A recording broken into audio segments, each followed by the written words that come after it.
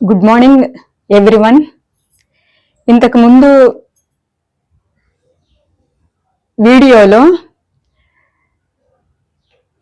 చెప్పుకున్నటువంటి అంశము scope of educational psychology by Skinner. దాని గురించి చెప్పుకున్నాము. స్కిన్నరు 5టికి ఇంపార్టెన్స్ ఇచ్చాడు అని. ఫస్ట్ వన్ అభ్యాసకుడు, అభ్యాసన వాతావరణము, అభ్యాసన ప్రక్రియ, అభ్యాసన అనుభవాలు, ఉపాధ్యాయుడు. ఈ 5టికి ఇంపార్టెన్స్ ఇచ్చి స్కిన్నర్ చెప్పాడు అనేసి ఇంతకుముందు వీడియోలో మనము చెప్పుకున్నాము. మరి ఇప్పుడు చాప్టర్ 1 టాపిక్ 4లోకి వచ్చేటప్పటికి మనోవిజ్ఞాన శాస్త్ర విభాగాల గురించి మనము తెలుసుకుందాము. ఈ రోజుల్లో ప్రజెంట్ మనోవిజ్ఞాన శాస్త్రం యొక్క ఆవశ్యకత చాలా ఎక్కువగా ఉన్నది. అంటే పరిశ్రమల్లో మనోవిజ్ఞాన శాస్త్రాన్ని ఉపయోగిస్తున్నారు, విద్యారంగంలో మనోవిజ్ఞాన శాస్త్రాన్ని ఉపయోగిస్తున్నారు, చికిత్సాలయాల్లో ఇంకా వివిధ రంగాలలో కూడా మనోవిజ్ఞాన శాస్త్రాన్ని ఉపయోగిస్తున్నారు. దీనికి కారణం ఏంటి అని అంటే మనోవిజ్ఞాన శాస్త్రం యొక్క ఇంపార్టెన్స్ అన్నటువంటిది ఏంటి అన్నటువంటిది చాలా మంది తెలుసుకొని వాళ్ళు చేస్తున్నటువంటి దానిని సక్సెస్ చేసుకోవటానికి ఈ మనోవిజ్ఞాన శాస్త్రాన్ని ఉపయోగించడం అన్నది జరుగుతుంది. అయితే ఈ మనోవిజ్ఞాన శాస్త్రాన్ని ఎక్కడెక్కడైతే ఉపయోగిస్తున్నారో ఈ శాస్త్ర పరిజ్ఞానాన్ని విజయవంతంగా అప్లై చేసి అనేక రంగాలు కూడా వాటిల్లో సక్సెస్ అవటం అన్నటువంటిది మనం చూస్తున్నాము. అయితే ఈ మనోవిజ్ఞాన శాస్త్రము అనేటువంటిది 2 parts గా డివైడ్ చేశారు. ఈ మనోవిజ్ఞాన శాస్త్రాన్ని అంటే ఇప్పుడు మనం చెప్పుకోబోయే టాపిక్ మనోవిజ్ఞాన శాస్త్రము విభాగాల గురించి మనం చెప్పుకుంటున్నాము. దీనిని ఆంగ్లంలో క్లాసిఫికేషన్ ఆఫ్ సైకాలజీ అనేసి అంటారు. ఈ classification of psychology is divided into 2 parts. One is pure psychology. First one ఏంటి? Pure psychology. Second one applied psychology.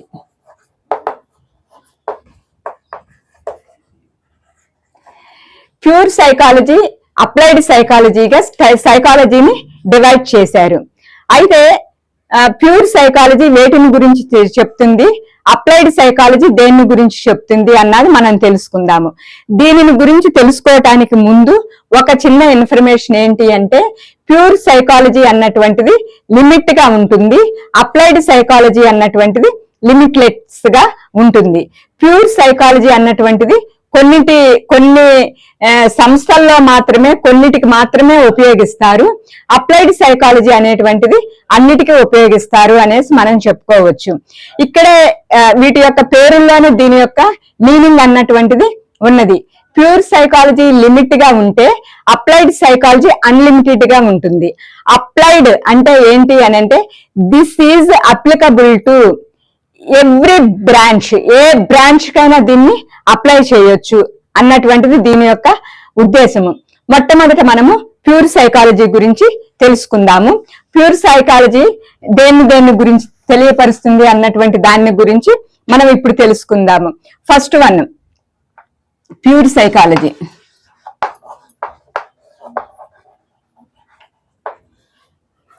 ఈ ప్యూర్ సైకాలజీ దేని గురించి తెలియపరుస్తుంది అంటే మొట్టమొదట జనరల్ సైకాలజీ.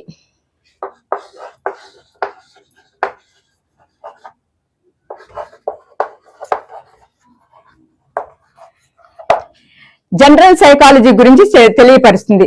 దీనిని తెలుగులో సామాన్య మనోవిజ్ఞాన శాస్త్రము అంటారు.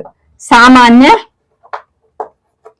మనోవిజ్ఞాన శాస్త్రము అనేసి అంటారు. అంటే జనరల్ సైకాలజీ. సామాన్య మనోవిజ్ఞాన శాస్త్రం అంటే ఏంటి అంటే మానవుని యొక్క ప్రవర్తనను, అతను చేసేటువంటి కార్యకలాపాలను, ఆ మనిషి యొక్క మానసిక స్థితిని, మానసిక కర్తవ్యాలను గురించి తెలియపరిచేటువంటి దాన్ని సామాన్య మనోవిజ్ఞాన శాస్త్రము అనేసి అంటారు. సామాన్య మనోవిజ్ఞాన శాస్త్రం అంటే ఏంటి అనంటే మానవుని యొక్క ప్రవర్తనను, అతని యొక్క మానసిక కార్యకలాపాలను ఈ రెండింటినీ అధ్యయనం చేసేటువంటి దానినే జనరల్ సైకాలజీ అనేసి అంటారు. ప్యూర్ సైకాలజీ మరొక దేని గురించి తెలియపరుస్తుంది అంటే experimental psychology. Second one experimental psychology.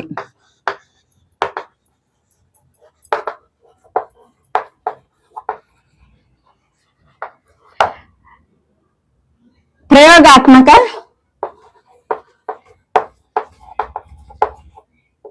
మనోవిజ్ఞాన శాస్త్రము. ప్రయోగాత్మక మనోవిజ్ఞాన శాస్త్రము. ఈ ఎక్స్పెరిమెంటల్ సైకాలజీ అనేటువంటిది ప్రయోగాత్మకంగా ఉంటుంది. అంటే దీనికి ఒక ల్యాబ్ ఉంటుంది, ఎక్స్పెరిమెంట్ చేసే వ్యక్తి ఉంటాడు. ఆ ఎక్స్పెరిమెంట్ చేసినటువంటి వ్యక్తి దాని నుండి ప్రతిఫలాన్ని ఏమై ఉన్నది అన్నటువంటిది తెలియపరుస్తాడు. ఆ తెలుసుకున్నటువంటి ప్రతిఫలాన్ని, ఆ ప్రయోజనాన్ని అన్నిటికీ ఆపాదించడం అన్నటువంటిది జరుగుతుంది. దీనికి ఎగ్జాంపుల్స్ చాలా చెప్పుకోవచ్చు. ఎక్కువగా ఈ ఎక్స్పెరిమెంటల్ సైకాలజీ అన్నటువంటిది ఆల్రెడీ ఇంతకు ముందు వీడియోస్ లో మనం చెప్పుకున్నాము. దీని గురించి మళ్ళా మనం డీప్ గా వెళ్తే మనకి టైం వేస్ట్ అవుతుంది. ఎక్స్పెరిమెంట్ సైకాలజీ అన్నటువంటిది ఫిజికల్ ల్యాబ్స్ లో, కెమిస్ట్రీ ల్యాబ్స్ లో, బయాలజీ ల్యాబ్స్ లో, మరి అదే విధంగా బాటనీ ల్యాబ్స్ లో, వీటిల్లో ఈ ఎక్స్పెరిమెంటల్ సైకాలజీ అన్నటువంటిది ఉపయోగించడం అన్నటువంటిది జరుగుతుంది. థర్డ్ వన్ మనం చూసినట్లయితే physiological psychology. Physiological.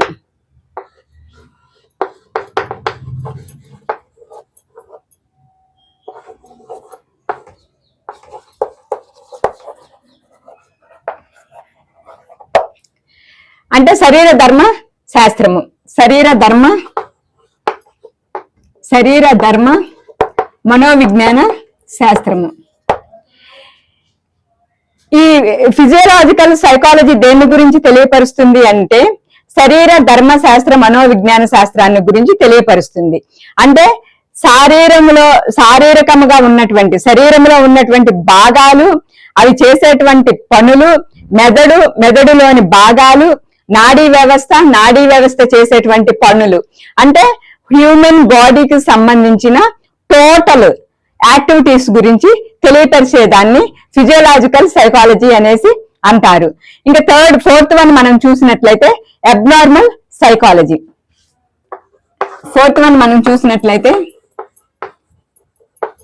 Abnormal psychology. అపసామాన్య మనోవిజ్ఞాన శాస్త్రము. ఇక్కడ అబ్నార్మల్ అన్నటువంటి దాంట్లోనే మీనింగ్ ఉంది. అబ్నార్మల్ అంటే ఏంటి అనంటే సాధారణ పరిస్థితులు కాకుండా అసాధారణ పరిస్థితులు అనేసి అర్థము. అంటే అసాధారణంగా ప్రవర్తించేటువంటి ప్రవర్తనను గురించి అధ్యయనం చేసేటువంటి శాస్త్రాన్ని అబ్నార్మల్ సైకాలజీ అనేసి అంటారు. ఇది సాధారణమైనటువంటి ప్రవర్తనకి వ్యతిరేకంగా ఉంటుంది, సాధారణమైనటువంటి ప్రవర్తనకి భిన్నంగా ఉంటుంది. ఈ అబ్నార్మల్ సైకాలజీ, దీనిని సింపుల్ గా చెప్పాలి అనంటే డిజార్డర్ లో ఉన్నటువంటి వ్యక్తి, మానసిక స్థితి సరిగ్గా లేనటువంటి వ్యక్తి, మరి అదే విధంగా స్ట్రెస్ కి గురైనప్పుడు, ఎమోషన్స్ కు గురైనప్పుడు మనిషి ప్రవర్తించేటువంటి ప్రవర్తన తీరుని గురించి తెలియపరిచేటువంటి దాన్ని అబ్నార్మల్ సైకాలజీ అనేసి అంటారు.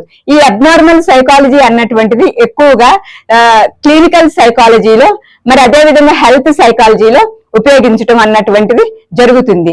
ఇంకా మీకు ఎగ్జాంపుల్స్ చెప్పాలి అంటే ఫీబుల్ మైండెడ్ అంటే వెనుకబడినటువంటి మనస్తత్వము కలిగినటువంటి వాళ్ళు, మందబుద్ధి కలిగినటువంటి వాళ్ళు, రిసీవింగ్ అన్నటువంటిది సరిగ్గా ఉండనటువంటి వాళ్ళు, ప్రెజెంటేషన్ అన్నటువంటిది సరిగ్గా లేనటువంటి వాళ్ళు, ప్రాపర్ అండర్స్టాండింగ్ అన్నటువంటిది లేనటువంటి వాళ్ళు, ఏదైనా చెప్పాలి అంటే ప్రాంప్ట్ గా చెప్పలేని స్థితిలో ఉన్నటువంటి వాళ్ళు, మరి అదే విధంగా ఎదుటి మనిషి ఒకటి చెప్తే మరొక విధంగా అర్థం చేసుకునేటువంటి వాళ్ళు.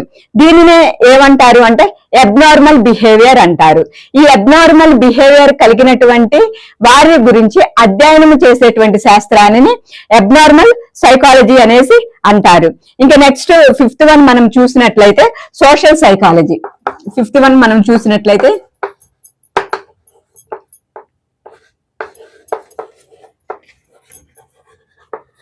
Social psychology. దీనిని సాంఘిక మనోవిజ్ఞాన శాస్త్రము అనేసి అంటారు.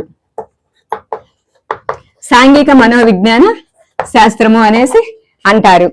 ఈ సోషల్ సైకాలజీ దేని గురించి తెలియపరుస్తుంది అంటే నాయకత్వము గురించి, నాయకత్వపు లక్షణాల గురించి, మరి నాయకుల్ని ఫాలో అయ్యేటువంటి ఫాలోవర్స్ గురించి, ఫాలోవర్స్ యొక్క ప్రవర్తనను గురించి, మరి నాయకుడి యొక్క ఆలోచన విధానాన్ని గురించి, నాయకుడు ఏ సమయంలో ఏ విధంగా స్పందించాలి అన్నటువంటి విషయాల గురించి, మరి ఒక గ్రూప్ ని మనం మేనేజ్ చేసేటప్పుడు ఆ గ్రూప్ ని మనం ఏ విధంగా ముందుకు తీసుకొని వెళ్ళాలి అన్నటువంటిది.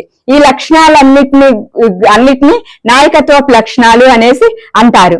ఈ సైకాలజీ అన్నటువంటి సోషల్ సైకాలజీ అన్నటువంటిది, అదే విధంగా సాంఘిక మనోవిజ్ఞాన శాస్త్రము అన్నటువంటిది సొసైటీతో మనం ఇంటరాక్ట్ అవ్వటము, సొసైటీలోకి వెళ్ళటము, సొసైటీలో ఉన్నటువంటి మనుషులతో మాట్లాడటము, సొసైటీలో ఉన్నటువంటి మనుషులతో మనము మమైకం అవ్వటము. ఇది ఎక్కువగా రాజకీయ నాయకులు ఉపయోగిస్తారు. వాళ్ళ పరిధిలో ఉన్నటువంటి సమాజంలోకి, సొసైటీలోకి వాళ్ళు వెళ్ళటము, మనుషుల్లోకి వెళ్ళటము, వారి యొక్క ప్రవర్తనను అర్థం చేసుకోవటము, వారి యొక్క భావాలను అర్థం చేసుకోవటము, మరి అదే విధంగా వాళ్ళని ఏ విధంగా లీడ్ చేయాలి అన్నటువంటిది ఇవి ఎక్కువగా మనం రాజకీయ నాయకుల్లో మనం చూస్తూ ఉంటాము. దీనినే సాంఘిక మనోవిజ్ఞాన శాస్త్రము అనేసి అంటారు, సోషల్ సైకాలజీ అనేసి అంటారు. నెక్స్ట్ మనం చూసినట్లయితే చైల్డ్ సైకాలజీ. 6th వన్ మనం చూసినట్లయితే చైల్డ్ సైకాలజీ.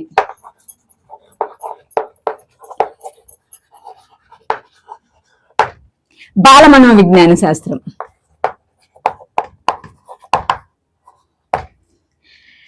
ఈ బాల మనోవిజ్ఞాన శాస్త్రం అంటే ఏంటి అనంటే, శిశువు తల్లి గర్భంలో పిండముగా ఏర్పడుతున్నప్పటి నుండి అతని యొక్క గ్రోత్, అతని యొక్క డెవలప్మెంట్, తల్లి గర్భంలో ఉన్నప్పుడు తన యొక్క మూమెంట్ తో పాటు తల్లి గర్భం నుండి బయటికి వచ్చిన తర్వాత, డెలివరీ అయిన తర్వాత పేరెంట్ ఆ బేబీ మొట్టమొదటి నుండి ప్రవర్తించే ప్రవర్తన తీరు, మరి అదే విధంగా ఈ ప్రవర్తన తీరును శిశువు పుట్టక ముందు నుండి, శిశువు తల్లి కడుపులో ఫామ్ అయిన దగ్గర నుండి కొన్ని దశలుగా విభజించారు. దాన్ని మొట్టమొదటి దశ ఏమంటారు అంటే శైశవ దశ. అంటే పుట్టినప్పటి నుండి ఉండేటువంటి దశ, 3 సంవత్సరాల వరకు ఉండేటువంటి దశని శైశవ దశ అంటారు. ఈ శైశవ దశ గురించి, చైల్డ్హుడ్ దశ అంటే బాల్య దశ గురించి, మరి అడోలసెన్స్ కౌమార దశ అంటే టీనేజ్ గురించి, మరి అదే విధంగా అడల్ట్హుడ్ స్టేజ్ వయోజన దశ అంటే వయోజన దశ గురించి, మరి అదే విధంగా ఓల్డ్ ఏజ్ గురించి, వృద్ధాప్యం గురించి కూడా తెలియపరుస్తుంది. దీనిని మనం ఏమంటాము అనంటే చైల్డ్ సైకాలజీ అనేసి అంటాము. అయితే ఈ చైల్డ్ సైకాలజీ అన్నటువంటిది దేని మీద డిపెండ్ అయి ఉంటుంది అనంటే అనువంశికత మీద, మరి అదే విధంగా ఎన్విరాన్మెంట్స్ మీద ఆధారపడి ఉంటుంది. మరి అదే విధంగా స్కూల్కి పిల్లవాడు రావటము, మరి పిల్లవాడి యొక్క ఆలోచన విధానము, అతని యొక్క ఇంటెలిజెన్సీ, అతని యొక్క ఎమోషన్స్ ఏ విధంగా ఉంటాయి అని తెలియపరిచేటువంటి దాన్ని చైల్డ్ సైకాలజీ అనేసి అంటారు. 7th వన్ మనం చూసినట్లయితే డెవలప్మెంట్ సైకాలజీ. 7th వన్ మనం చూసినట్లయితే డెవలప్మెంట్ సైకాలజీ అంటే వికాస మనోవిజ్ఞాన శాస్త్రము. వికాస మనోవిజ్ఞాన శాస్త్రము అన్నటువంటిది మానసిక సంబంధమైనటువంటిది. ఈ మానసిక సంబంధమైనటువంటిది అయినప్పటికీ కూడా అది అభివృద్ధి మీద కూడా ఆధారపడి ఉంటుంది. ఆల్రెడీ గ్రోత్ గురించి, డెవలప్మెంట్ గురించి నేను మీకు ఇంతకుముందు వీడియోలో తెలియపరిచాను. గ్రోత్ అంటే ఏంటి అంటే శారీరకమైనటువంటి పెరుగుదలని గ్రోత్ అంటారు. డెవలప్మెంట్ అంటే ఏంటి అంటే మానసికమైనటువంటి పెరుగుదలను డెవలప్మెంట్ అంటారు. ఈ ప్యూర్ సైకాలజీ డెవలప్మెంట్ గురించి కూడా తెలియపరుస్తుంది. డెవలప్మెంట్ గురించి తెలియపరుస్తుంది అనంటే శైశవ దశలో వ్యక్తి యొక్క మానసిక వికాసం ఏ విధంగా ఉంటుంది, ఇంటెలిజెన్స్ ఏ విధంగా ఉంటుంది, థింకింగ్ ఏ విధంగా ఉంటుంది, మరి అదే విధంగా అతని యొక్క యొక్క బిహేవియర్ ఏ విధంగా ఉంటుంది, మరి చైల్డ్హుడ్ స్టేజ్ లో అతని యొక్క ఆలోచన విధానంలో చేంజెస్ ఏ విధంగా వస్తాయి, మరి అడోలసెన్స్ స్టేజ్ లో కొన్ని హార్మోన్స్ డెవలప్ అవటం వల్ల ఆ హార్మోన్స్ రిలీజ్ చేసేటువంటి మరి హార్మోన్స్ కొంత లిక్విడ్ అన్నటువంటిది రిలీజ్ చేస్తుంది. ఈ హార్మోన్స్ రిలీజ్ చేసేటువంటి వాటిని బట్టి కెమికల్స్ ని బట్టి ఆ వ్యక్తి యొక్క ప్రవర్తన ఏ విధంగా ఉంటుంది అన్నటువంటిది తెలియపరుస్తుంది. ఆ తర్వాత అడల్ట్హుడ్ స్టేజ్ లో డెవలప్మెంట్ అంటే మానసిక వికాసం ఏ విధంగా ఉంటుంది, ఓల్డ్ స్టేజ్ లో మానసిక వికాసం ఏ విధంగా ఉంటుంది అన్నటువంటిది తెలియపరుస్తుంది. మరి ఈ మానసిక వికాసము అన్నటువంటిది శైశవ దశ నుండి అంటే ఇన్ఫాన్స్ స్టేజ్ నుండి ఓల్డ్ స్టేజ్ వరకు ఒకే విధంగా పెరుగుదల ఉంటుందా అన్నది మనం చూసినట్లయితే నెక్స్ట్ తర్వాత వీడియోస్ లో వీటి గురించి ప్రత్యేకమైనటువంటి టాపిక్స్ ఉన్నాయి, అప్పుడు మనం చెప్పుకోవటానికి అవకాశాలు అన్నటువంటివి ఉంటాయి. ఇప్పుడు ఆల్రెడీ మీకు అర్థమైంది అనుకుంటాను guys. Psychology is divided into 2 parts. That is first one is pure psychology, second one is applied psychology. ఈ సైకాలజీ యొక్క విభాగాల్ని ఆంగ్లంలో క్లాసిఫికేషన్ ఆఫ్ సైకాలజీ అనేసి అంటారు. నవ్వే డేస్ ఈ సైకాలజీ అన్నటువంటిది అన్ని బ్రాంచెస్ కి అప్లికబుల్ చేస్తున్నారు, అన్ని బ్రాంచెస్ లో దీన్ని ఉపయోగిస్తున్నారు. విద్యారంగంలో ఉపయోగిస్తున్నారు, పరిశ్రమ రంగాల్లో ఉపయోగిస్తున్నారు, చికిత్సాలయాల్లో ఉపయోగిస్తున్నారు, మరి అదే విధంగా హెల్త్ సంబంధించి ఉపయోగిస్తున్నారు, మరి గైడెన్స్ అండ్ కౌన్సిలింగ్ దగ్గర కూడా వీటిని ఉపయోగిస్తున్నారు. ఈ విధంగా ప్రతి చోట ఉపయోగిస్తున్నారు. కాబట్టి ఈ సైకాలజీని 2 వర్గీకరణలుగా చేశారు. అంటే psychology is divided into 2 parts. ఆ 2 parts ఏంటి అంటే first one is pure psychology, second one is applied psychology. Pure psychology means limit గా ఉంటుంది, అప్లైడ్ సైకాలజీ మీన్స్ లిమిట్లెస్ గా ఉంటుంది. ప్యూర్ సైకాలజీ అంటే కొన్నిటి మట్టిగా పరిమితం అవుతుంది, అప్లైడ్ సైకాలజీ అంటే అప్లికబుల్ టు ఆల్ బ్రాంచెస్ అన్నటువంటి విషయం నేను మీకు తెలియపరుస్తున్నాను. ఇప్పుడు మనము ప్యూర్ సైకాలజీ గురించి తెలుసుకున్నాము.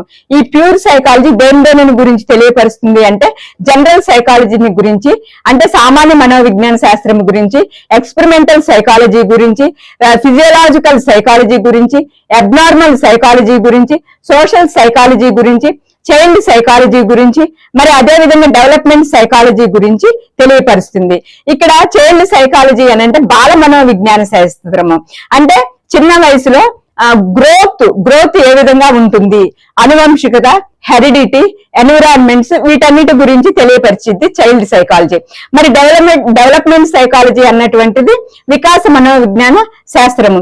ఇన్ఫాన్స్ స్టేజ్ నుండి కూడా వృద్ధాప్యం వరకు కూడా మానసిక స్థితి ఏ విధంగా ఉంటుంది అన్నటువంటిది తెలియపరుస్తుంది. ఇంకా నెక్స్ట్ మనం చూసినట్లయితే సైకలాజికల్ మెజర్మెంట్స్, 7th వన్ మనం చూసినట్లయితే సైకలాజికల్ మెజర్మెంట్స్.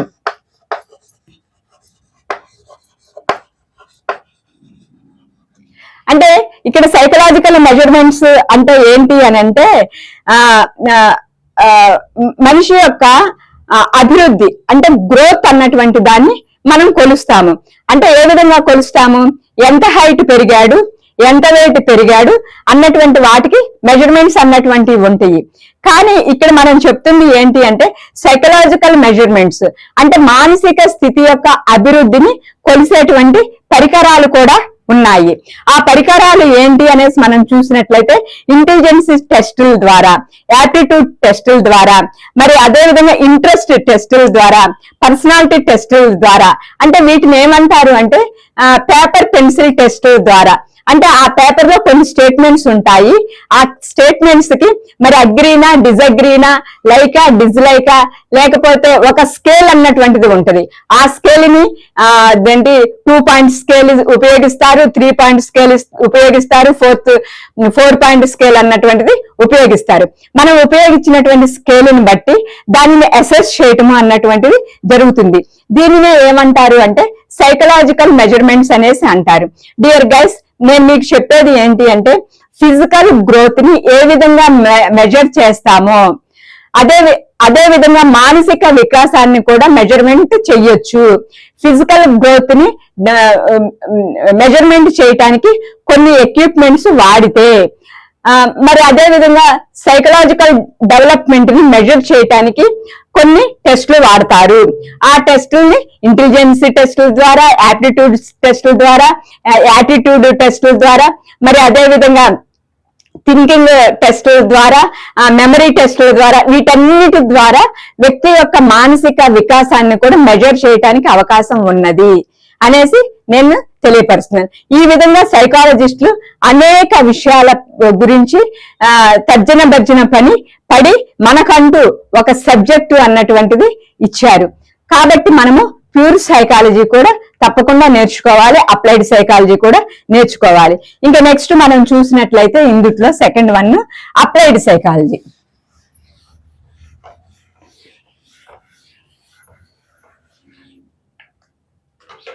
ఇందులో మనం చూసినట్లయితే సెకండ్ వన్ అప్లైడ్ సైకాలజీ.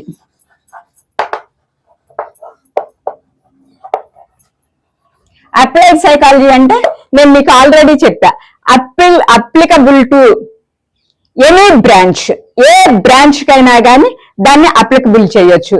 ఈ అప్లైడ్ సైకాలజీ అన్నటువంటిది అన్ని రంగాల్లో ఉపయోగిస్తున్నారు. ఏ విధంగా ఉపయోగిస్తున్నారు అంటే కొన్ని పరిశీలనల ద్వారా, కొన్ని పరిశోధనల ద్వారా, కొన్ని ఎక్స్పెరిమెంట్స్ అన్నటువంటిది చేసి ఆ ఎక్స్పెరిమెంట్స్ ద్వారా వచ్చినటువంటి ఫలితాలను సద్వినియోగం చేసుకుంటున్నారు. అప్లైడ్ సైకాలజీ అనేటువంటిది ఏంటి? పరిశీలన ద్వారా, కొన్ని పరిశోధనలు అంటే అబ్జర్వేషన్ ద్వారా, కొంత రీసెర్చ్ ద్వారా, కొన్ని ఎక్స్పెరిమెంట్స్ ద్వారా కొంత ఫలితాన్ని రాబట్టి ఆ వచ్చినటువంటి ఫలితాన్ని అన్ని బ్రాంచెస్ కి అప్లికబుల్ చేస్తున్నారు, అంటే ఉపయోగించడం అన్నది జరుగుతుంది. దీంట్లో మొట్టమొదటి మనం చెప్పుకోవాల్సింది అప్లైడ్ సైకాలజీలో ఎడ్యుకేషనల్ సైకాలజీ. మొట్టమొదటిది ఎడ్యుకేషనల్ సైకాలజీ.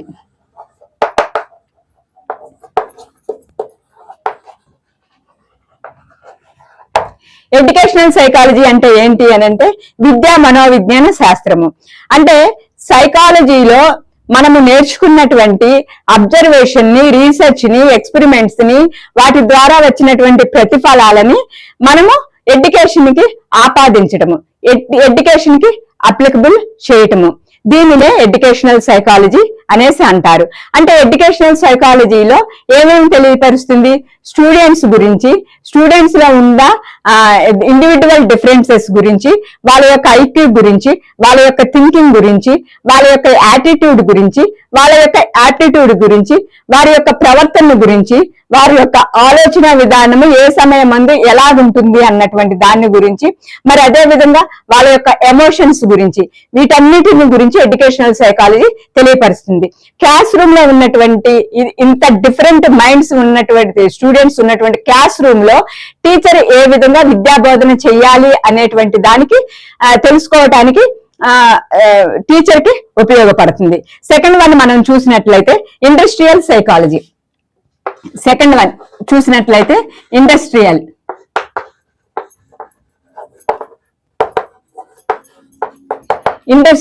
సైకాలజీ.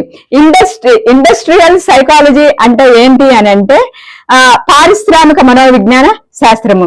నేడు మనము పారిశ్రామిక రంగంలో జీవిస్తున్నాము. మనము ఇప్పుడు ప్రజెంట్ పారిశ్రామిక యుగంలో జీవిస్తున్నాము. పారిశ్రామిక రంగములో అంటే వ్యాపార రంగాలు, మరి వ్యాపార రంగాలు, ఈ వ్యాపార రంగాలు అంటే ఇండస్ట్రీస్ లో ఎవరెవరు ఉంటారండి? పని చేసే వాళ్ళు ఉంటారు, పని చేయించుకునే వాళ్ళు కూడా ఉంటారు. ఈ పని చేసేటువంటి వాళ్ళ గురించి తెలియపరిచేటువంటి దాన్నే ఇండస్ట్రియల్ సైకాలజీ అనేసి అంటారు. పని చేసే వాళ్ళని ఏమంటారండి? శ్రామికులు అనేసి అంటారు. ఈ ఇండస్ట్రియల్ సైకాలజీ దేని గురించి తెలియపరుస్తుంది అంటే శ్రామికులను ఏ విధంగా తీసుకోవాలి, ఎలాంటి శ్రామికులను తీసుకోవాలి, వాళ్ళ హెల్త్ కండిషన్స్ ఏ విధంగా ఉండాలి, వాళ్ళ ఎమోషన్స్ ఏ విధంగా ఉండాలి, వాళ్ళ యొక్క ఆసక్తి ఏ విధంగా ఉండాలి అన్నది తీసుకొని వారిలో ఉన్నటువంటి టాలెంట్ ని పారిశ్రామికవేత్తలు ఉపయోగించుకోవటం అన్నది జరుగుతుంది. ఈ విధంగా మరి శ్రామికులను ఎన్నిక చేసుకోవటానికి సైకాలజీ అన్నది ఉపయోగపడుతుంది. రెండోది ట్రైనింగ్. తీసుకున్నటువంటి శ్రామికులకి శిక్షణ అన్నటువంటిది ఇవ్వాలి. శిక్షణ అంటే ఆ పని ఎలా చేయాలి అన్నటువంటిది ఇవ్వాలి. ఈ శిక్షణ ద్వారా ఆ పని ఏ విధంగా సులువుగా చేయాలి అన్నటువంటిది శ్రామికులు నేర్చుకొని అతను ప్రొడక్ట్ చేసేటువంటి వాటిలో ఆ నాలెడ్జ్ అన్నటువంటిది ఉపయోగించడం అన్నటువంటిది జరుగుతుంది.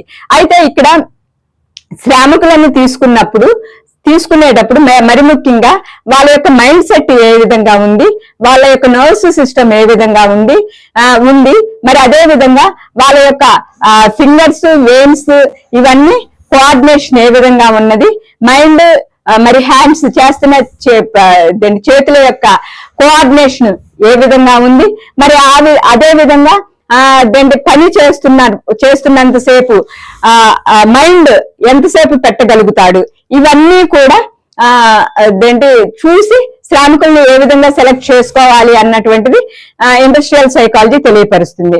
మరి అదే విధంగా ఎలాంటి శిక్షణ ఇవ్వాలి, ఎలా ఇవ్వాలి, మరి ఈజీగా ఎలాగా దాన్ని చేయాలి అన్నటువంటిది కూడా ఇండస్ట్రియల్ సైకాలజీ తెలియపరుస్తుంది. ఇంకా ఇండస్ట్రియల్ సైకాలజీ దేన్ని తెలియపరుస్తుంది అంటే మోటివేషన్ ని, మోరల్స్ ని.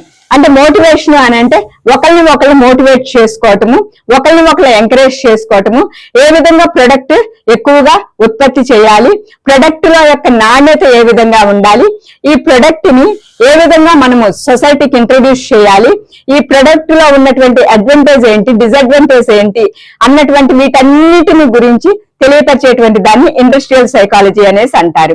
నెక్స్ట్ 4th వన్ గా మనం చూసినట్లయితే పాజిటివ్ కండిషన్స్ అంటే అనుకూల పరిస్థితులను ఏ విధంగా ఏర్పాటు చేయాలి అన్నది ఈ సైకాలజీ తెలియపరుస్తుంది.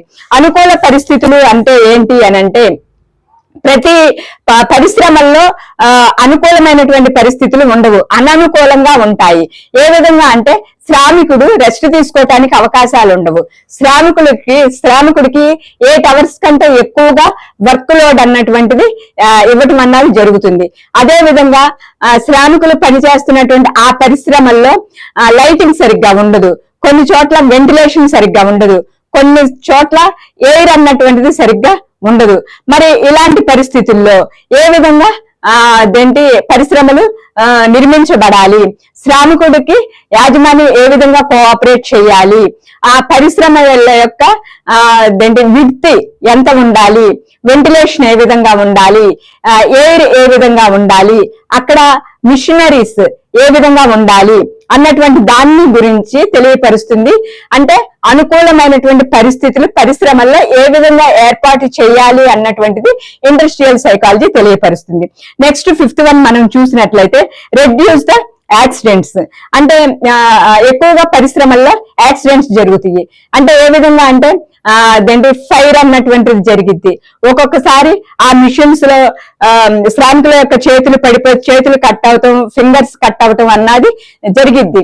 ఎక్కువసేపు నిలబడి చేయటం వలన ఆ శ్రామికుడు కొలాప్స్ అయిపోయి పడిపోవటం అన్నటువంటిది జరిగిద్ది. ఈ విధంగా కొన్ని ప్రమాదాలు అన్నటువంటివి ఇండస్ట్రీస్ లో జరుగుతాయి.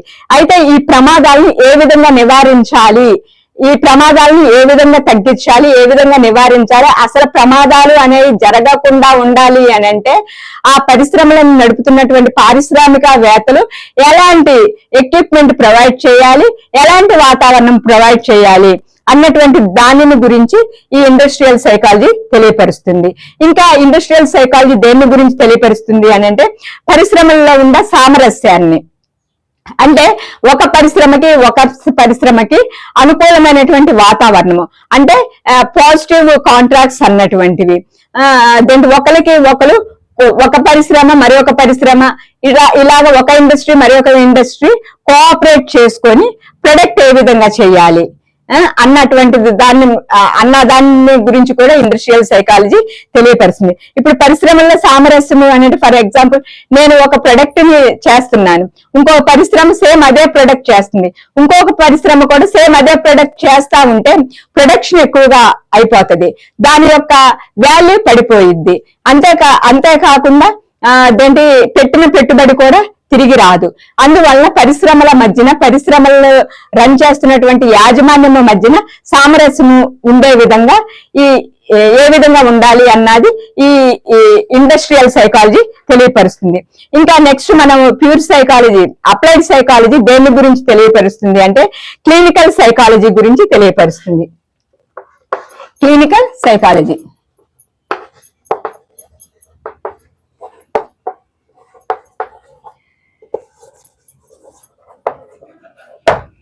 క్లినికల్ సైకాలజీ గురించి తెలియపరుస్తుంది. ఇక్కడ క్లినికల్ సైకాలజీ అంటే ఏంటి అంటే వ్యక్తులు పరిసరాలతో ఏ విధంగా సర్దుకుపోవాలి, అప్పుడప్పుడు మనం నివసిస్తున్నటువంటి పరిసరాల్లో మనకి సమస్యలు ఎదురవుతాయి, ఆ ఎదురవుతున్నటువంటి సమస్యలను ఎలాగ ఓవర్కమ్ చేయాలి, అక్కడ ఉన్నటువంటి వాతావరణానికి, అక్కడ ఉన్నటువంటి వ్యక్తులకి, అక్కడ ఉన్నటువంటి వ్యక్తుల యొక్క బిహేవియర్ కి మనము ఏ విధంగా సర్దుకుపోవాలి అన్నటువంటిది ఈ క్లినికల్ సైకాలజీ తెలియపరుస్తుంది. ఒక్కొక్కసారి అపసామాన్యమైనటువంటి పరిస్థితులు కూడా మనం ఎదుర్కొంటాము, అంటే అసాధారణమైనటువంటి పరిస్థితులు కూడా ఎదుర్కొంటాము. ఈ అసాధారణమైనటువంటి పరిస్థితులను మనం ఎదుర్కొన్నప్పుడు ఈ అసాధారణమైనటువంటి పరిస్థితులని ఏ విధంగా రెక్టిఫై చేసుకోవాలి, అంటే ఏ విధంగా వాటిని పరిష్కరించుకోవాలి అన్నటువంటిది ఈ ఇండస్ట్రియల్ సైకాలజీ క్లినికల్ సైకాలజీ తెలియపరుస్తుంది. ఇన్ కేసు ఒకవేళ ఈ అననుకూలంగా ఉన్నటువంటి పరిస్థితులను పరిష్కరించుకోలేని స్థితి గనక ఏర్పడితే గనక ఆ వ్యక్తి ఏ విధంగా అవుతాడు అంటే అనారోగ్య పాలు అవుతాడు. అంటే శారీరకమైన అనారోగ్యంతో పాటు మానసికమైనటువంటి అనారోగ్యం కూడా ఏర్పడుతుంది. ఇప్పుడు అంటే వ్యాధులు అన్నటువంటివి వస్తాయి. మరి అదే విధంగా శారీరకమైనటువంటి బాధ కలిగినప్పుడు ఆ శారీరకమైనటువంటి బాధ మనసు మీద ఎఫెక్ట్ చూపిస్తుంది, అప్పుడు మానసికమైనటువంటి సమస్యలు కూడా వస్తాయి. అంటే శారీరకమైనటువంటి వ్యాధులు, మానసికమైనటువంటి వ్యాధులు రాకుండా ఉండాలి అంటే అక్కడ ఉన్నటువంటి అసాధారణ పరిస్థితుల్లో ఏ విధంగా సర్దుకుపోవాలి అన్నటువంటిది క్లినికల్ సైకాలజీ తెలియపరుస్తుంది. ఇక్కడ క్లినికల్ సైకాలజీలో సైకాలజిస్ట్ అన్నటువంటి ఒక వ్యక్తి ఉంటాడు. ఈ సైకాలజిస్ట్ ఏం చేస్తాడు అని అంటే క్లినికల్ సైకాలజీలో ఒక మనిషి శారీరకమైనటువంటి బాధతో బాధపడుతున్నా, మరి మానసికమైనటువంటి వ్యాధితో బాధపడుతున్నా మొట్టమొదట ఈ సైకాలజిస్ట్ సమస్యను ఫైండ్ అవుట్ చేస్తాడు. మొట్టమొదట సమస్యను ఫైండ్ అవుట్ చేస్తాడు. అంటే ఆ వ్యక్తికి శారీరకమైనటువంటి వ్యాధి ఎందుకు వచ్చింది, మానసికమైనటువంటి వ్యాధి ఎందుకు వచ్చింది, అతని సరౌండింగ్స్ ఎలాగున్నాయి, ఇతనిలో సర్దుబాటు చేసుకునేటువంటి మనస్తత్వం ఉన్నదా లేదా అన్నటువంటి దాని మీద ఇది కేంద్రీకరించి దృష్టిని ఉంచి రీసెర్చ్ అన్నటువంటిది చేసిద్ది. అంటే ఇక్కడ సైకాలజిస్ట్ ఏం చేస్తాడు, ఒక సమస్య వచ్చినప్పుడు అసలు ఒక వ్యక్తికి వ్యాధి వచ్చినా బాధ వచ్చినా ఏ సమస్య వచ్చినా సమస్య ఎందుకు వచ్చింది అన్నది చూస్తాడు. నెక్స్ట్ అతను ఏం చేస్తాడు అని అంటే ఆ సమస్యను పరిష్కరించేటువంటి విధంగా ప్రయత్నాలు చేస్తాడు. ఇక్కడ సైకాలజిస్ట్ కి సైకియాట్రిస్ట్ కి తేడా ఉన్నది. సైకాలజిస్ట్ ఇప్పుడు ఒక మనిషి అబ్నార్మల్ గా బిహేవ్ చేసి ఒక మనిషి డిప్రెషన్ లోకి వెళ్ళాడు అంటే మొట్టమొదట సైకాలజిస్ట్ ఏం చేస్తాడు అంటే ఆ మనిషి ఎందుకు డిజార్డర్ అయ్యాడు, ఎందుకు డిప్రెషన్ లోకి వెళ్ళాడు అన్నటువంటి దాని మీద తన దృష్టిని కేంద్రీకరించి సమస్యను ఏమై ఉన్నది అన్నది కనుక్కుంటుంది. ఆ సమస్యను కనుక్కున్న తర్వాత ఆ సమస్యను ఏ విధంగా పరిష్కరించాలి అన్నటువంటిది కూడా అది తెలియపరిచిద్ది అనమాట. అంటే ఇక్కడ సైకాలజిస్ట్ అన్నటువంటి వ్యక్తి వితౌట్ మెడిసిన్ తో శారీరకమైనటువంటి బాధలు, మానసికమైనటువంటి వ్యాధులు అన్నటువంటిది రెక్టిఫై చేయడానికి ప్రయత్నిస్తాడు.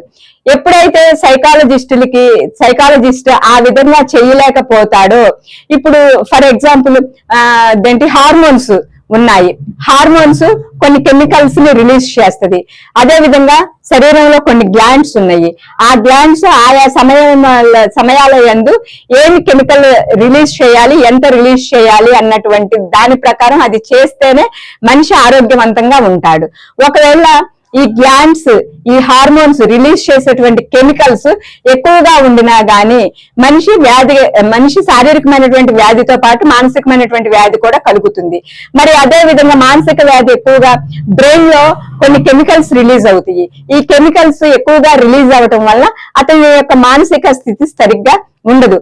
అలాంటి పరిస్థితుల్లో సైకాలజిస్ట్ సైకియాట్రిస్ట్ కి సూచనలు ఇవ్వటం అన్నది జరిగింది. దానిని బట్టి సైకియాట్రిస్ట్ మెడిసిన్ అన్నటువంటిది ఉపయోగిస్తాడు. డియర్ స్టూడెంట్స్, ఇక్కడ మీకు సైకాలజిస్ట్ కి సైకియాట్రిస్ట్ కి ఉన్నటువంటి డిఫరెన్స్ చెప్తున్నా. సైకాలజిస్ట్ అన్నటువంటి వ్యక్తి వ్యక్తి యొక్క సమస్య ఏమై ఉన్నది అన్నది ఫైండ్ అవుట్ చేసి ఆ సమస్యని ఏ విధంగా ఓవర్కమ్ చేయాలి అన్నటువంటి విధంగా ట్రీట్మెంట్ అన్నది ఇస్తాడు. వితౌట్ మెడిసిన్ తో ట్రీట్మెంట్ ఇస్తాడు. శరీరం కోఆపరేట్ చేయట్లేదు, ఇది ఒక శ్రామికుడి యొక్క బాధ లేదా ఒక వ్యక్తి యొక్క బాధ, దీన్ని ఓవర్కమ్ చేయాలి. అప్పుడు సైకాలజిస్ట్ ఇతనికి ఎక్కడెక్కడ బాధ ఉన్నది అన్నది ఫైండ్ అవుట్ చేసి ఆ బాధ ఎందుకు వస్తున్నది అన్నది తెలుసుకొని దాన్ని పరిష్కరించే మార్గము. అంటే ఏ విధంగా యోగా చెయ్యనేసి, లేదా వాకింగ్ చెయ్యని, లేకపోతే జాగింగ్ చెయ్యని, అదే విధంగా లేకపోతే కొద్దిగా కూర్చొని లెగుస్తా గుంజీలు లాగా చెయ్యండి అనేసి, మరి అదే విధంగా చిన్న చిన్న ఎక్సర్సైజులు చేయమనేసి చెప్పడం అన్నది జరిగిద్ది. అంటే దీని వలన కొంతవరకు బాడీలో ఉన్నటువంటి అనారోగ్యం అన్నటువంటిది రెక్టిఫై చేయడానికి అవకాశం ఉంటుంది. అదే విధంగా మానసిక స్థితి సరిగ్గా లేనప్పుడు ఇదే సైకాలజిస్ట్ ఏమని చేస్తాడు అని అంటే, అతనికి ఉన్నటువంటి సమస్య ఏంటి అన్నది తెలుసుకొని ఆ సమస్య నుండి అతన్ని ఓవర్కమ్ చేయాలి. అది ఏ విధంగా చేయాలి అనేసి ఆలోచన చేసి మెడిటేషన్ ఈ విధంగా చెయ్యి అనేసి గైడెన్స్ ఇస్తాడనమాట. ఈ విధంగా ధ్యానం చెయ్యి, నీకు ఇష్టమైనటువంటి పుస్తకాలు చదువు, లేదా నీకు ఇష్టమైనటువంటి పాటలు విను, మరి అదే విధంగా మీనింగ్ఫుల్ గా ఉన్నటువంటి సాంగ్స్ విను, నీ మనసుని ప్రశాంతంగా ఉంచుకో, దాని గురించి నువ్వు ఆలోచించడం వల్ల ఉపయోగం ఏమీ లేదు, నీకు అనారోగ్యం చేసిద్ది అనేసి ఈ విధంగా సైకాలజిస్ట్ గైడెన్స్ అన్నటువంటిది ఇస్తాడు, కౌన్సిలింగ్ అన్నటువంటిది ఇస్తాడు, తన యొక్క మానసిక పరిస్థితి కుదుట పడేటట్లు చేస్తారు. అంటే సైకాలజిస్ట్ ఏం చేస్తాడండి, వితౌట్ మెడిసిన్ తో క్యూరింగ్ అన్నటువంటిది జరిగేటట్లుగా చేస్తాడు. ఇప్పుడు వితౌట్ మెడిసిన్ తో క్యూరింగ్ అన్నటువంటిది సైకాలజిస్ట్ చేయలేనప్పుడు అతన్ని సైక్రియాటిస్ట్ కి సజెస్ట్ చేయటం అన్నది జరిగిద్ది. ఈ సైక్రియాటిస్ట్ ఆ పర్సన్ ని ఏ విధంగా సమస్యను ఏ విధంగా ఫైండ్ అవుట్ చేస్తాడు అని అంటే, హార్మోన్స్ అవి రిలీజ్ చేసేటువంటి కెమికల్స్, మరి గ్లాండ్స్ అవి పనిచేస్తున్నటువంటి వర్క్ తీరు, బ్రెయిన్ అది రిలీజ్ చేసేటువంటి కెమికల్స్, వీటన్నిటిని గురించి పరిశీలించి ఆ వ్యాధి ఎందుకు వచ్చింది, ఆ శారీరకమైనటువంటి వ్యాధి ఎందుకు వచ్చింది, మానసికమైన వ్యాధి ఎందుకు వచ్చింది అన్నటువంటి తెలుసుకొని దానికి సంబంధించినటువంటి మెడిసిన్ ఇవ్వటం అన్నది జరిగిద్ది అనమాట. ఈ విధంగా ఈ క్లినికల్ సైకాలజీ అన్నది తెలియపరుస్తుంది. ఇంకా నెక్స్ట్ మనం చూసినట్లయితే హెల్త్ సైకాలజీ.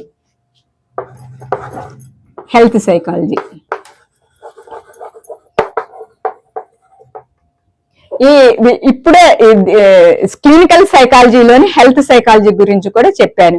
ఎందుకు అంటే సైకాలజిస్ట్, సైకియాట్రిస్ట్ వీళ్ళందరూ కూడా వీళ్ళు డిపెండెంట్ కాదు, ఇండిపెండెంట్ కాదు, వీళ్ళిద్దరూ కూడా డిపెండెంట్. సైకియాట్రిస్ట్ ఉన్న దగ్గర తప్పకుండా సైకాలజిస్ట్ ఉండాలి, సైకాలజిస్ట్ ఉన్నటువంటి దగ్గర అతనికి సైకియాట్రిస్ట్ కూడా తప్పకుండా ఉండాలి. ఇక్కడ ఈ హెల్త్ సైకాలజీ అన్నది ఎక్కువగా వైద్య రంగంలో ఉపయోగిస్తాడు. అంటే ఏ విధంగా అంటే డాక్టరు, నర్సులు, కంపౌండర్స్, మరి అదే విధంగా పేషెంట్ యొక్క ఐక్యూ గురించి, పేషెంట్ యొక్క బిహేవియర్ గురించి, పేషెంట్ ఏ వ్యాధితో బాధపడుతున్నాడు, అతనికి ఏ విధంగా కౌన్సిలింగ్ ఇవ్వాలి, ఎలాంటి మెడిసిన్ ఇవ్వాలి అన్నటువంటి దాని మీద ఈ హెల్త్ సైకాలజీ ఉంటది. ఈ హెల్త్ సైకాలజీ ఎక్కువగా ఎక్కడ ఉపయోగిస్తారు, హాస్పిటల్స్ లో ఉపయోగిస్తారు. ప్రతి నర్సింగ్ చేసేటువంటి విద్యార్థులకి నేను చెప్తున్న సైకాలజీ ఉంటుంది. ఏఎన్ఎం కానీ, జిఎన్ఎం కానీ, బిఎస్సి నర్సింగ్ కానీ, ఎంఎస్సి నర్సింగ్ కానీ, అదే విధంగా డాక్టర్ చదువుతున్న ప్రతి ఒక్కరికి కూడా సైకాలజీ అన్నటువంటిది ఉంటుంది. ఇదే సైకాలజీని డాక్టర్స్ ఉపయోగిస్తే హెల్త్ సైకాలజీ అంటారు. ఇదే సైకాలజీని కౌన్సిలింగ్ సైకాలజిస్ట్ ఉపయోగిస్తే చికిత్సా సైకాలజీ అనేసి అంటారు. ఇదే సైకాలజీని ఎడ్యుకేషన్ లో ఉపయోగిస్తే ఎడ్యుకేషనల్ సైకాలజీ అంటారు. ఇదే సైకాలజీని గైడెన్స్ అండ్ కౌన్సిలింగ్ లో ఉపయోగిస్తే గైడెన్స్ అండ్ కౌన్సిలింగ్ సైకాలజీ అంటారు.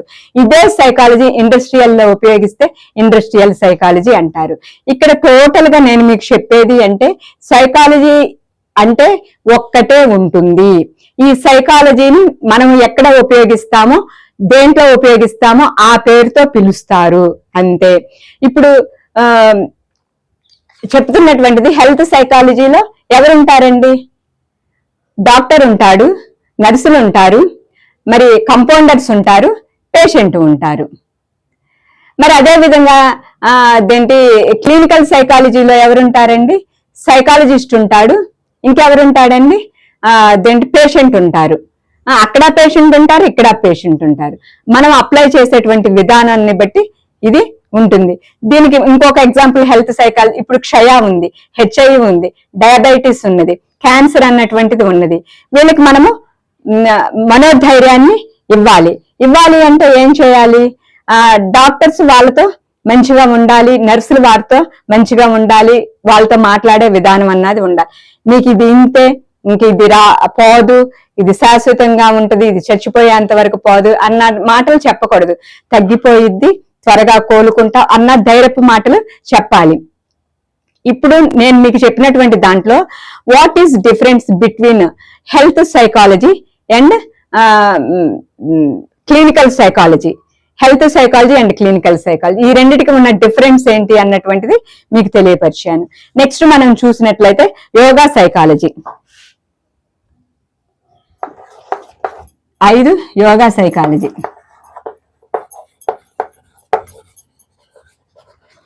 ఈ యోగా సైకాలజీ కూడా శరీరానికి ఎంతో ఉపయోగపడుతుంది. అంటే ఈ యోగా సైకాలజీ అన్నటువంటిది శరీరం యొక్క ఆరోగ్యాన్ని పెంపొందించుకోవటానికి, కొన్ని రకాలటువంటి వ్యాధులను రెక్టిఫై చేసుకోవటానికి, మనసును ప్రశాంతంగా ఉంచుకోవటానికి, మన శరీరాన్ని మన యొక్క ఆధీనంలో ఉంచుకోవటానికి ఈ యోగా సైకాలజీ అన్నది ఉపయోగపడుతుంది. ఈ యోగా సైకాలజీలోని మెడిటేషన్ కూడా ఉంటుంది, అంటే ధ్యానము. ఇక్కడ సైకాలజీ అన్నటువంటిది, అంటే యోగా అన్నటువంటిది, మెడిటేషన్ అన్నటువంటిది రెండూ కూడా మనసును గురించి తెలియపరిచేటువంటిది. అంటే ఇక్కడ యోగా అన్నటువంటిది శరీర యొక్క భాగాల గురించి తెలియపరిస్తే, మెడిటేషన్ అన్నటువంటిది మనసును గురించి తెలియపరుస్తుంది. మరి సైకాలజీ అన్నటువంటిది మనసుని గురించి తెలియపరుస్తుంది. అంటే ధ్యానము, అంటే మెడిటేషన్ అన్నటువంటిది, సైకాలజీ అన్నటువంటిది, ఈ రెండు కూడా మనసుకు సంబంధించినటువంటి దాన్ని గురించి తెలియపరుస్తుంది. అంటే మనిషి శారీరక రోగాలు నయం చేయటానికి ధ్యానము ఎంతగానో ఉపయోగపడుతుంది. శారీరకమైనటువంటి రోగాలు అని అంటే మన బాడీ మీద, మన బాడీకి వచ్చేటువంటి రోగాలు. మరి అదే విధంగా శారీరకమైనటువంటి రోగాలు యోగా ద్వారా కొంతవరకు నయం చేసుకుంటాము, ధ్యానం ద్వారా కూడా కొంతవరకు నయం చేసుకుంటాము.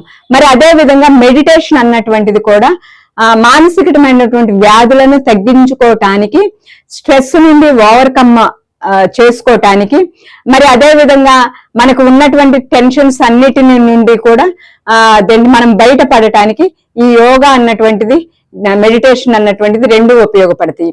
రెండూ కూడా డిపెండెంట్ వేరియబుల్స్, రెండూ కూడా శరీరానికి నెమ్మదినిస్తాయి, మనసుకి నెమ్మదినిస్తాయి. శరీరము అనారోగ్యంతో ఉన్నప్పుడు అది మనసు మీద ప్రభావం చూపించిద్ది, మానసిక ఆరోగ్యం సరిగ్గా లేనప్పుడు అది శరీరం మీద కూడా ప్రభావం చూపించిద్ది. ఈ రెండింటి గురించి తెలియపరిచేటటువంటి దాన్ని యోగా సైకాలజీ అంటారు. ధ్యానము కూడా ఈ యోగా సైకాలజీలోనే ఉంటుంది.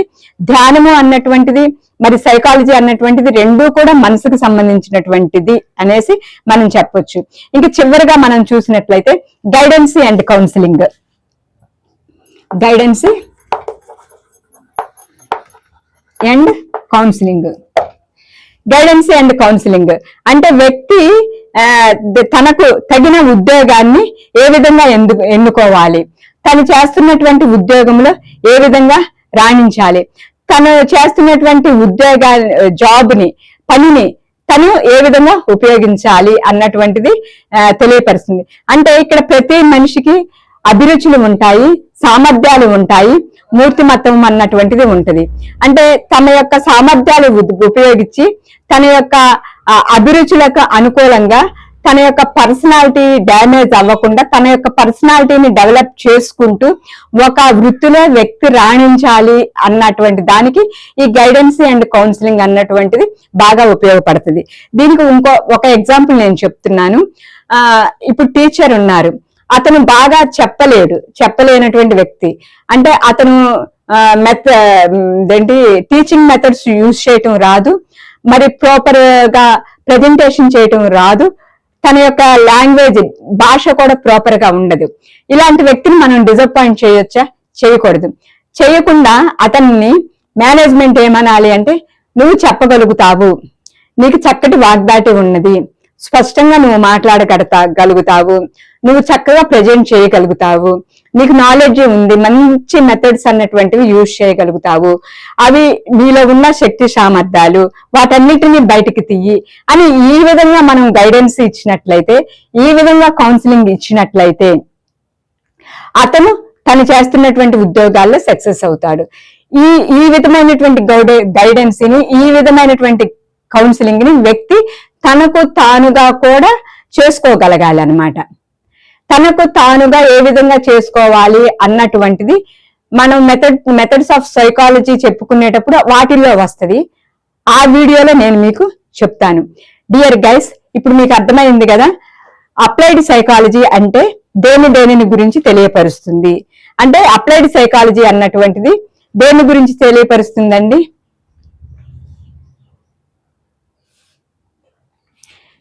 చెప్పగలుగుతారా ఎవరైనా? అప్లైడ్ సైకాలజీ దేని గురించి తెలియపరుస్తుంది అన్నటువంటిది. ఫస్ట్ ఎడ్యుకేషన్ గురించి తెలియపరుస్తుంది. ఎడ్యుకేషనల్ సైకాలజీ ఉంటుంది అప్లైడ్ సైకాలజీలో, ఇండస్ట్రియల్ సైకాలజీ ఉంటుంది, మరి అదేవిధంగా క్లినికల్ సైకాలజీ ఉంటుంది, మరి అదేవిధంగా హెల్త్ సైకాలజీ ఉంటుంది, యోగా సైకాలజీ ఉంటుంది, గైడెన్స్ అండ్ కౌన్సిలింగ్ ఉంటుంది. వీటన్నిటిని గురించి తెలియపరిచేటువంటిది అప్లైడ్ సైకాలజీ. ఇవే కాదండి, మనం దేనికి దానిని అప్లికబుల్ చేస్తే అది దానికి సంబంధించిన సైకాలజీ అనేసి అంటారు. సో మీకు ఇప్పటి వరకు ఒక ఐడియా వచ్చింది.